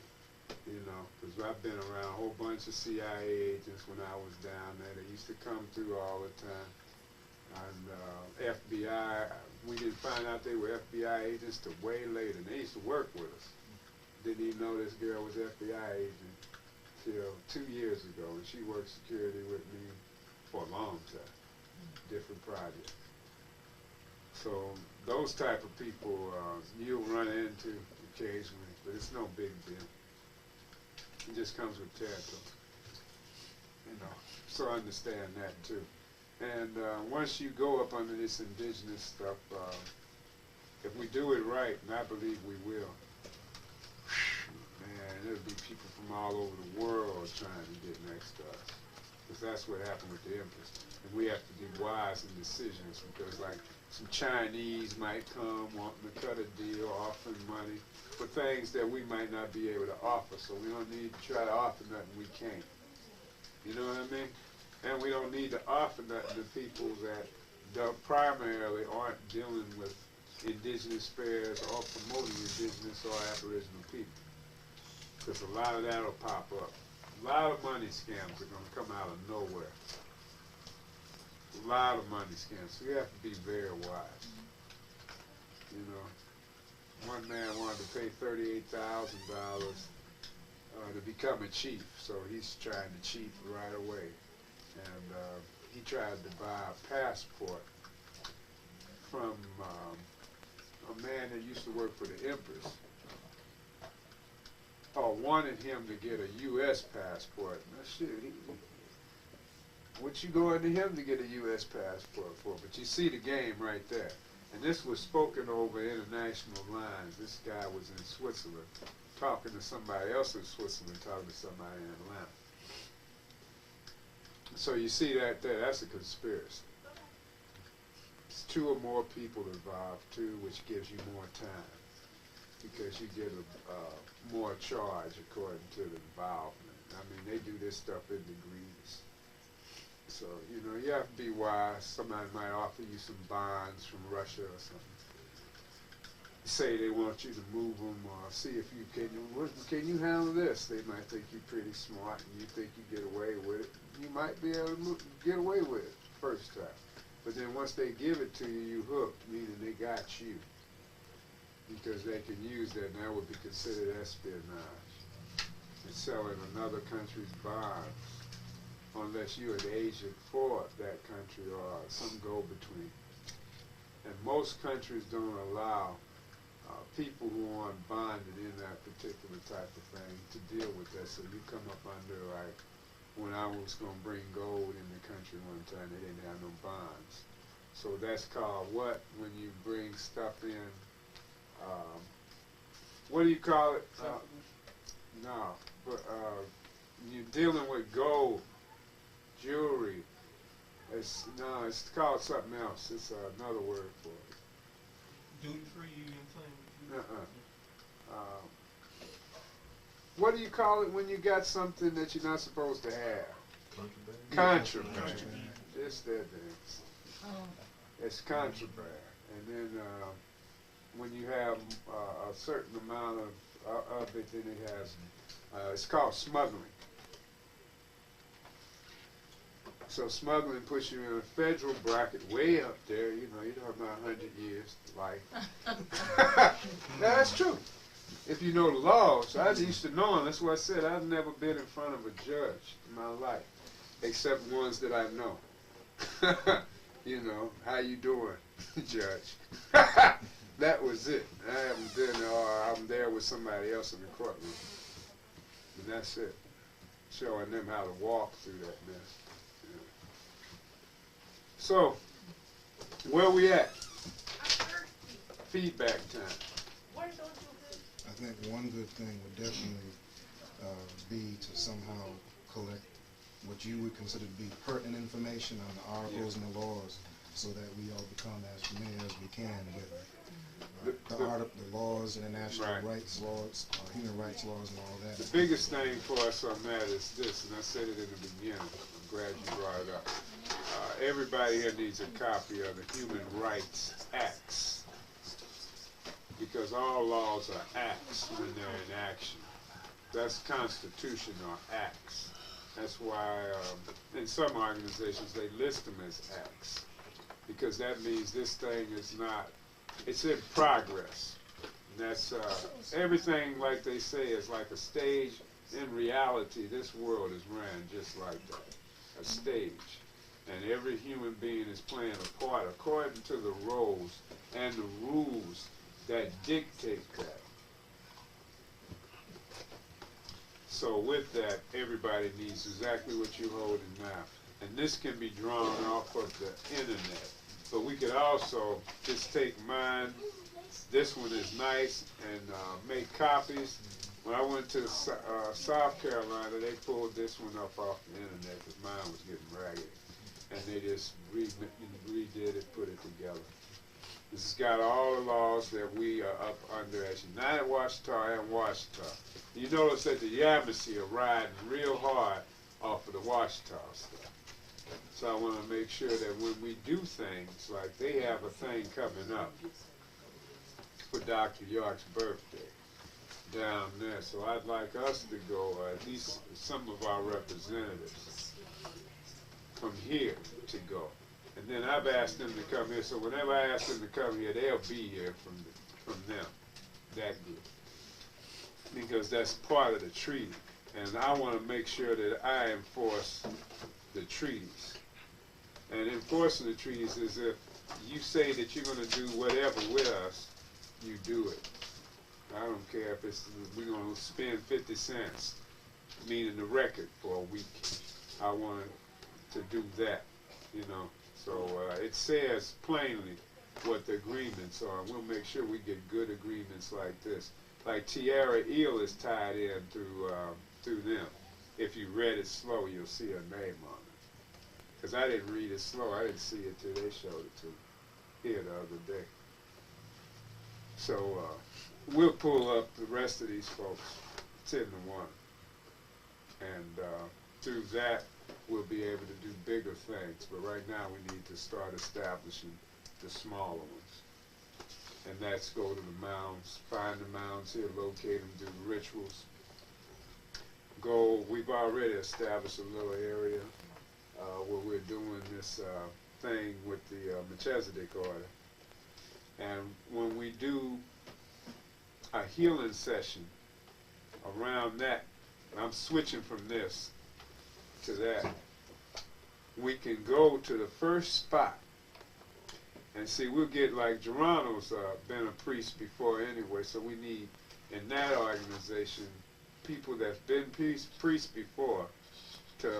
That's a one way to excel themselves as well, and being able to introduce the spot and stuff like that, and this happened here. And then when we bring these people in, because spot is already done, and there's certain things that all the rest of you have to learn how to draw, so that you can be able to pull them same energies up that I pull up. Because I had somebody accuse me of that.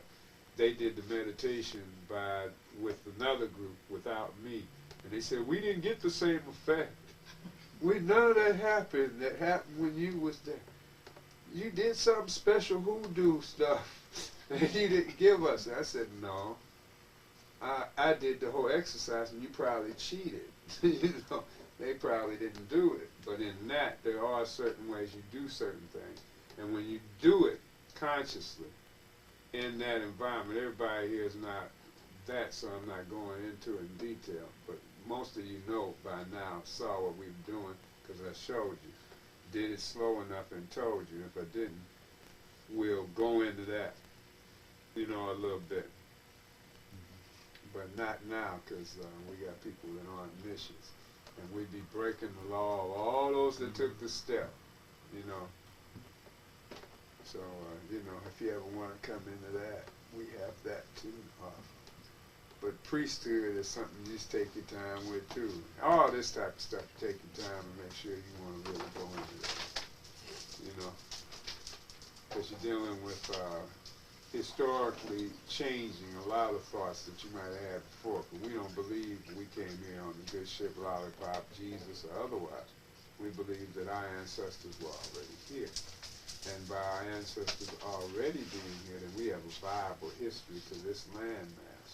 Having that viable history to that this landmass, we believe that we should be remembered.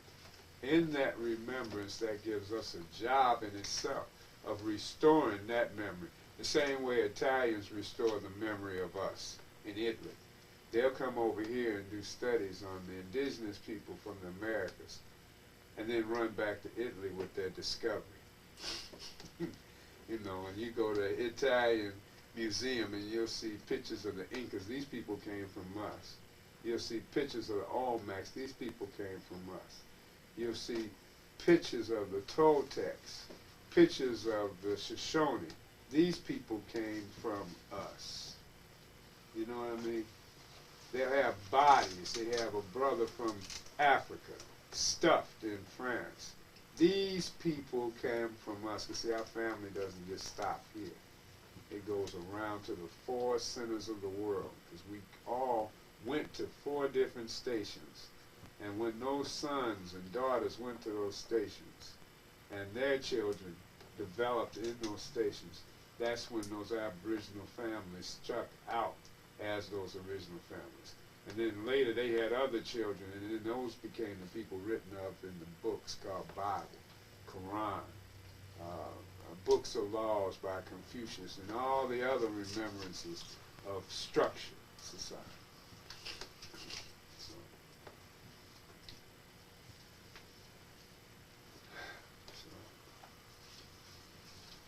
Where we at? Because I'm tired of talking.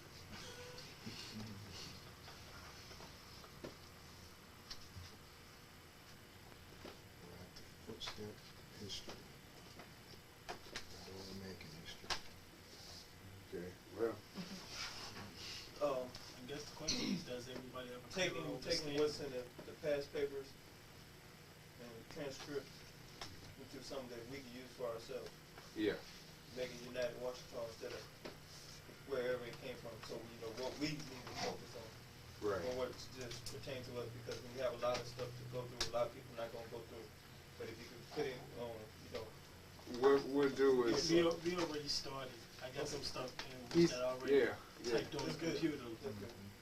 Just one of them. And plus, Arrow, nothing wrong with any question. Arrow also has questions. a lot of the information already on disc. That it'd probably be easier to do it from the disc as far as just take away what we don't need. Oh, okay, so you got it on Word?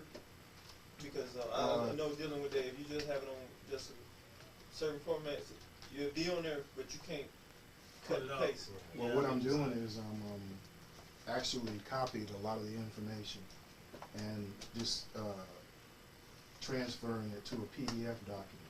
Okay. So that way anybody who's got like Adobe Acrobat or something, you can... Yeah, because when you're in PDF, you can't cut and paste. So they can't cut and paste or whatever, but you can still view it and print it out as a regular page just the way it appears. Okay. So what I've done is I've scanned much of the paperwork that Brother Liam already had.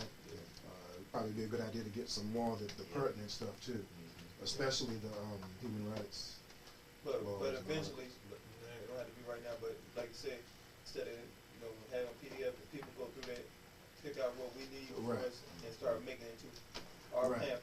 Right. And you can always, usually in a PDF, I think you can transfer it back to a Word document. Because Adobe does have a way where you can transfer it right in Microsoft Word to a PDF document. So I'm quite sure you can do it the other way around, so you can make whatever changes you want to. But that's later down the line. Yeah. Okay. Any other questions? If not, then I want everybody to rise.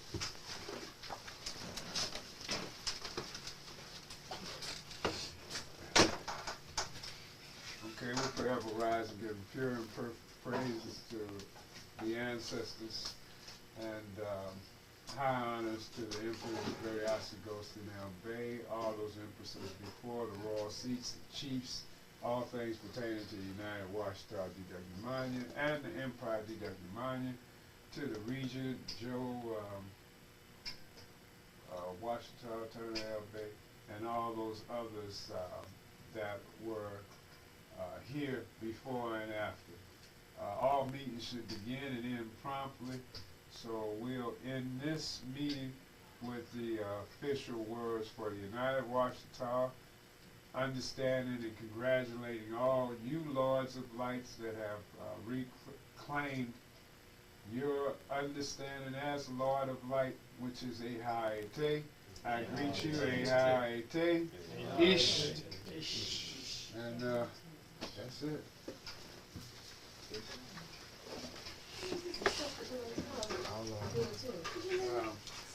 Just let me know which ones you think are pertinent. Right. Try and get the information, and maybe we could put together a little paper or a book or this or something. That's what we got to do. We have to sit down Right. and put all of this together that we're going to use.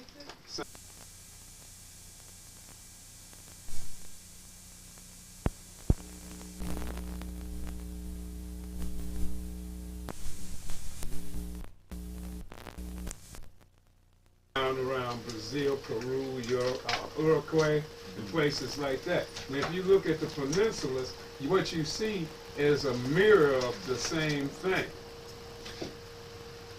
Yeah, because when you see where it fits. So during Continents Pangea, that is, so during the time when Pangea, or when all the continents were together. When the continents was together, that's when the whole thing was one. Right. And that's before the split. That's Right. why in Puerto Rico they have one drum that's entirely different from any drum anywhere else in the world. The tambourine looks like it, but it's a drum. It's played with your hand. Yeah, I seen it before. In the old Puerto Rico, this is all they play. But most people ain't never seen a picture of old Puerto Rico. Everybody's cis color, and well, I guess I'm red-brown now. I've been in that sun, so I should be almost black from being in the sun. They dark. There wasn't no light-skinned Puerto Rican. See, this is the area you're talking about, Tanzania. I thought Puerto Ricans were white looking. No, No. that's the new breed. 85% Since of- World War no, II. no, 5% Oh, I didn't know that. 85% of the Puerto Ricans look like us. That's right. But you see, the only ones All you of see them look in just It's like white. you. Yeah, right. Right See, now, I again, find that's the Well, myth. so what race do they go by? Puerto Rican. They go by Ricans Puerto go Rican by like they're a race. Latin by themselves. American. And they go Oh, by okay. Latino, Okay. yeah. They But go they're by really Latin black American. people, just like you and me. But in reality, Tell all us of them what I it know, Puerto Rican, but and when they're they not. talk to me and I say, "Habla Espanol," what you mean? You a damn white man with a damn wide nose and a mama whose butt is as big as my mother's butt, and my mama's half white looking just like yours. Don't give me that. Because they started mixing about the same time my mother and them started mixing. So what you talking about? Essay, come on back to me, Kyle, now. Talk to me, Kyle, now. I don't want to hear that. I don't want to hear that. That's them old light-skinned brothers from up there in New York and them light-skinned ones in the middle part of the country that want to be white, walking around pretending to be white men. There ain't no damn whiteness in them. But they were mistreated by darker-hued people because they weren't strong enough. In South America, So, as it was once connected as one continent, Pangea. And you can see the areas that they were speaking of. And you can see why, again, when you come to Brazil, why there's so many people like African down there in Brazil, because look how it was connected right there. Right, yeah, yeah. Right. That's Yeah. where I it's got connected. all that right here. 4 ounces. I mean, we That's need- right. No wonder there's such a high population of black people in Brazil and South America, and particularly the northern part, because it was Cook the raw fish right from because they were already black. So we're not giving you a whole bunch of bull. I mean, there it is. Look at it. What does that say? Okay, this meat is So it's almost ready. It ain't ready, so we can still just off the top. So when you look at our people have a mixture of colors. We come in every shape, every type of hair. The so-called black Indians, I wish we could show that tape up there. Because on that tape with them Indians, we got to make sure it's showable. And it won't jam your thing, because the FBI messed with that tape. Because they messed with a bunch of them down there. Some of them they would take and tape other stuff over. Like we had 3 tapes that were taped over. They put stuff on it like My Art of War has a tennis game on it. Because they're showing us that they can come in the house anytime. But I feel like this, and they know how I feel personally. So what? You knew nobody was at home. You watched the house. You timed it perfectly. Came in, no big deal. If somebody was there, we have our paperwork right, and we have our legal thing right, we can kill you in the house. And they know that. That's why when they raided the house, they brought 85 men, and all that, because we had the right, according to the Human Rights Act, to shoot to kill in order to protect ourselves, and call the sheriff and let them know. A man broke in, had no idea who he was. He has an FBI badge. We need to deal with this, sir. He scared the women and the children, and we put them somewhere else. And we can deal with this any way you want to deal with it, but it has to be dealt with now, sir. When we used to come to town, I called him up as soon as I got there. Sir, someone came into the house, left the pad. Somebody called and said it belonged to the sheriff department. Does it belong to you, sir? No, we weren't allowed on the property. I'd like you to make a note of that, please. Because I know this conversation is being taped. So as it's being taped, I'd like a note attached to it that your agency didn't create this. They still have a law where no agency can imitate another agency. Yes, sir. According to their charters, they have to present themselves as is, unless they're undercover. And in an actual action, you ain't undercover. Isn't that right? So I know my stuff. You know, you can't engage me if he's on guard, he ain't got a gun on. You can't engage him with a gunfire because he's not on. So he's not representing a threat. You know? And they knew I knew that because I said I didn't have a damn standing force here. So you broke the Vienna, the damn, all of the damn, what's that other thing? Geneva. Vienna was before Geneva. Vienna goes back to Napoleon. So I mean, when we deal with this stuff, you're dealing with history and knowing that this stuff goes back to wars that were created by conspirators who wanted to rule the world. Napoleon was a conqueror. Rules was made up for Napoleon because Napoleon would be breaking all of them. Napoleon would make a treaty with you. The purpose of a treaty is for us to get along in peace and with integrity around issues dealing with commerce, trade, import, export, and transitional periods in and out of countries. In other words, some writ or transfer or paper that states I'm coming to your land. They know we know this shit, like, because that's the way the old lady taught us. Now, you could tell people that wasn't around her, because she used to think I didn't even listen. She'd tell me J.E. and them was the smart people. I said, I don't know who the hell J.E. is. As far as I'm concerned, he could be CIA like some of these other ones. You know what I mean? Because he go to jail and get out too damn fast. When I got out of jail, I was part of the system. Meaning I was hooked into the system so deep that if I went to jail, they got me out of my reconnaissance, even if it was I blackjacked a cop in his head. He was sergeant. If I had hit him in the head with a pistol, the mayor's sister called in a certain state, I was out. When I went and got my notary seal, I was sitting with the damn Secretary of State. Little fat Irishman up in Jeff City, Missouri. Yeah, that's where I was. Wearing a green silk suit on St. Patrick's Day. I didn't care. I knew Carl was going to do that. So when you're dealing with politics, it's good to flow with what you're flowing with. Is the point. And when you have the basic understanding of the law works for you instead of on you.